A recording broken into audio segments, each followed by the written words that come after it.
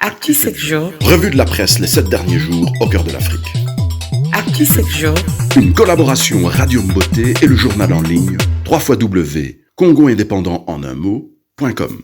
Mademoiselle, messieurs, bonjour ou bonsoir, tout dépend de l'heure à laquelle vous suivez notre actu de la semaine. Jeudi 13 mai, il y a eu des affrontements, si on peut dire à caractère religieux, au stade des martyrs. Ces affrontements ont opposé des membres de la communauté musulmane du Congo. Il semble que cette communauté est dirigée par deux imams qui ne peuvent pas aller en vacances ensemble. Bilan est lourd, un policier tué, des dégâts matériels importants. Le président Félix Tshisekedi Tshilombo est arrivé à Lubumbashi mercredi 12 mai. Jeudi 13 mai, il est arrivé à Kolwezi où il doit s'entretenir avec des opérateurs miniers.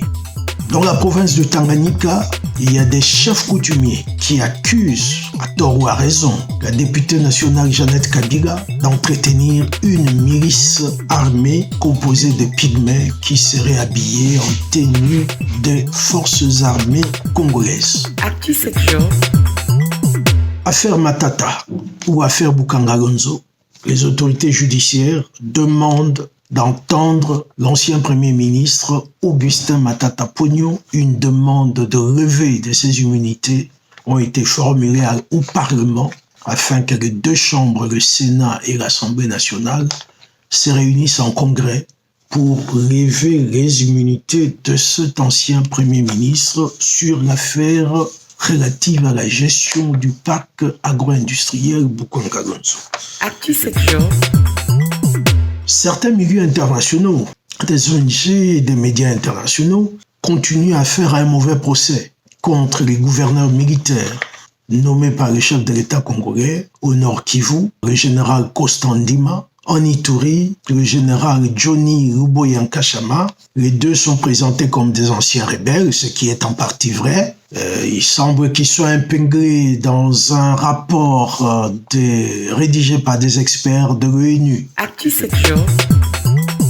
Le 5 mai, la République démocratique du Congo et la Dubai Port World, mieux connue sous l'appellation de DP World, ont signé un accord pour revisiter les 34 clauses de la convention signée en mars 2018. On imagine bien que 2018, c'était à l'époque où Joseph Kabila était président. Une plateforme de lanceurs d'alerte avait justement alerté l'opinion en mars 2018 sur le fait que une société proche de la famille Kabila devrait tirer un profit direct de ce contrat sur la construction du port de Banana. Notre chroniqueur économique, Gaston Mutamba-Lukusa, a écrit justement un article là-dessus intitulé « Renégociation de l'accord de construction du port de Banana ». Actu 7 jours.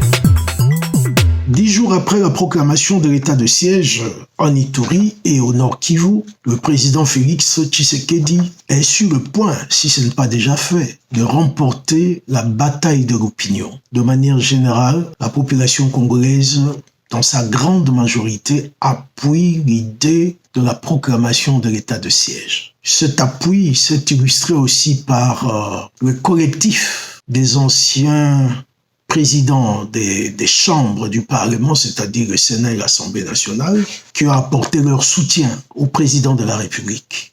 Et nous avons fait un article intitulé « État de siège, Faty en passe de gagner la bataille de l'opinion ».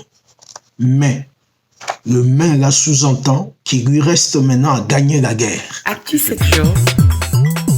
Zoé Kabila, destitué par 13 députés contre 25. Il lui est reproché notamment l'incompétence et la mauvaise gestion. Zoé Kabila destitué comme il fut élu, c'est le titre de l'article que nous avons rédigé sur le sujet, et on apprend aux dernières nouvelles que l'intéressé a saisi la Cour constitutionnelle pour exiger sa réhabilitation. Actu 7 jours.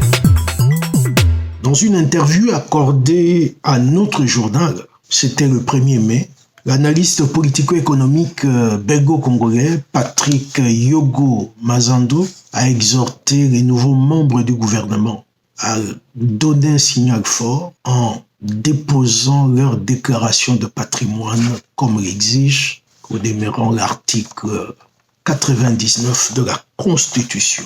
Nous vous en remercions et à la prochaine. Actu 7 jours. Une collaboration Radio Mbote et le journal en ligne www.congoindépendant en un mot.com